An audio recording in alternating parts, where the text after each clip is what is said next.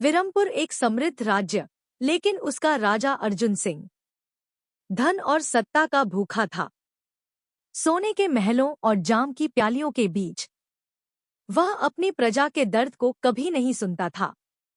लेकिन उसी महल में थी उसकी बेटी राजकुमारी सायरा, जिसकी आंखों में दया थी और दिल में आग। वह दरबार से चुपचाप निकलकर गांव के बच्चों को पढ़ाती, बीमारों की सेवा करती और हर बार कहती, अगर इंसान में साहस है तो कोई भी जंजीर उसे बांध नहीं सकती।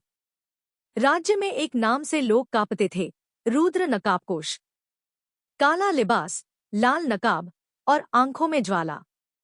वह अमीरों को लूटता और गरीबों में बांट देता, पर राजमहल के लिए वो एक खतरा था। एक रात रुद्र ने महल के रास्तों पर हमला किया। सायरा ने बिना डर के तलवार उठाई। चांदनी रात में उसकी तलवार रुद्र की कलाई पर लगी खून की एक तेज धार निकली। रुद्र ने गुर्राते हुए कहा, राजकुमारी, ये ज़ख्म नहीं, एक वादा है। जिस दिन मैं लौटूंगा उस दिन तेरा संसार जल जाएगा। सायरा ने जवाब दिया, अगर तेरा इरादा आग लगाने का है तो याद रख, मैं वो बारिश हूं जो बुझा दूंगी। कई महीने बीते। एक दिन महल में एक अजनबी युवक आया। सुंदर, शालीन और बुद्धिमान, नाम बताया राजदीप। वह धीरे धीरे राजा अर्जुन का विश्वास जीतने लगा।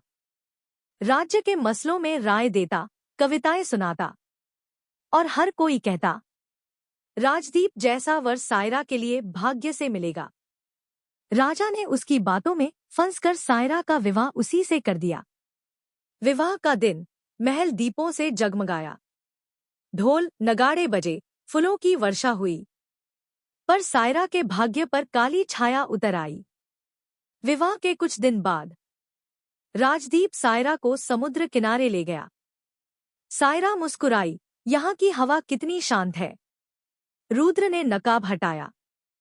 शांति नहीं सायरा, यह मेरी जीत की आखिरी सांस है। सायरा स्तब्ध रह गई। रुद्र बोला, तूने मेरी कलाई पर तलवार चलाई थी, आज मैंने तुझे तेरे साम्राज्य से काट दिया। रुद्र ने उसे बेहोश कर वहीं छोड़ दिया। समुद्र की लहरों ने सायरा को बेहोश हालत में बहा दिया। सायरा को एक मछुआरे और उसकी पत्नी ने बचाया। उनके लिए वह एक खोई हुई बेटी थी। सायरा ने अपना नाम छिपा लिया। अब वह बस सारा थी। उसने अपनी कला से फिर जीना शुरू किया। कढ़ाई, सिलाई और मेहनत से उसने लोगों का दिल जीत लिया। धीरे धीरे उसकी कला की चर्चा पड़ोसी राज्य विवानपुर तक पहुंची। राजा विवान ने जब उसके बनाए कपड़े देखे तो कहा, जिसके हाथों में इतनी नरमी है उसके दिल में कितनी मजबूती होगी। वह सायरा से मिला और दोनों के बीच सम्मान और सच्चाई का रिश्ता बना। राजा विवान ने विवाह का प्रस्ताव रखा। सायरा ने कहा, मुझे एक डर है, मैं फिर किसी चेहरे पर भरोसा नहीं कर सकती। विवान मुस्कुराया, फिर शर्त रखो और मैं मान लूंगा। सायरा बोली, मैं किसी और पुरुष का चेहरा कभी नहीं देखूंगी। विवान ने सिर झुकाकर कहा, अगर दिल साफ हो तो चेहरा देखने की जरूरत नहीं। राज्य में उत्सव था।